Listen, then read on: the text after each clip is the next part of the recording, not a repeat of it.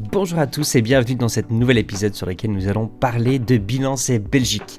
Alors, je suis moi-même belge, j'habite plus en Belgique mais je suis en Suisse, mais cette vidéo est donc pour mes compatriotes, toutes ces personnes qui habitent aujourd'hui en Belgique. Récemment, la Financial Services and Markets Authority, la FSMA, l'autorité des marchés financiers, a ordonné à Binance de cesser toute activité en Belgique. Binance, qui offre aujourd'hui des services d'échange de crypto-monnaies, de monnaies traditionnelles, ainsi qu'également des services de portefeuille en conservation, n'a malheureusement pas été en mesure de satisfaire les réglementations de la FSMA.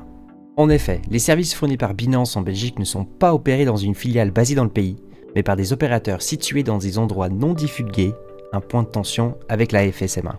Selon la FSMA, Binance a eu plusieurs occasions de démontrer, de manière documentée et probante, que les services offerts et fournis sur le territoire belge sont réalisés par l'intermédiaire d'une entité juridique relevante du droit d'un autre État membre de l'espace économique européen. Mais elle n'a pas réussi à le faire. De plus, Binance doit maintenant restituer aux clients belges qui en feront la demande leurs clés et leur avoir pour qu'ils puissent les transférer ailleurs.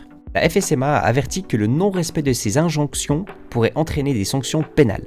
Ce n'est pas la première fois que Binance rencontre des difficultés réglementaires. La plateforme a récemment quitté le marché néerlandais car elle n'avait pas été en mesure de satisfaire aux exigences enregistrées pour opérer en tant que fournisseur de services de cryptoactifs. Binance a été contraint de suspendre ses activités aux États-Unis suite à une plainte de la SEC et a mis fin à ses services aux Pays-Bas le 17 juin, faute d'avoir réussi à obtenir une licence PSAN.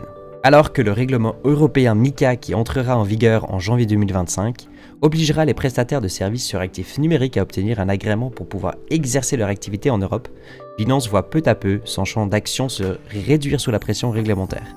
Il semble que l'ère de la régulation des crypto-monnaies soit bien en marché, avec des autorités de plus en plus déterminées à faire respecter leurs règles nationales et internationales. Comment Binance et d'autres plateformes similaires navigueront-elles dans ce paysage changeant ? Ce sera tout pour moi aujourd'hui, merci infiniment d'avoir écouté, j'espère que ça vous a intéressé et que vous avez pu apprendre quelque chose. N'hésitez surtout pas à vous abonner, de mettre un petit pouce bleu, ça soutient énormément Cryptologique. Sur ce, je vous souhaite une excellente journée. Ciao ciao.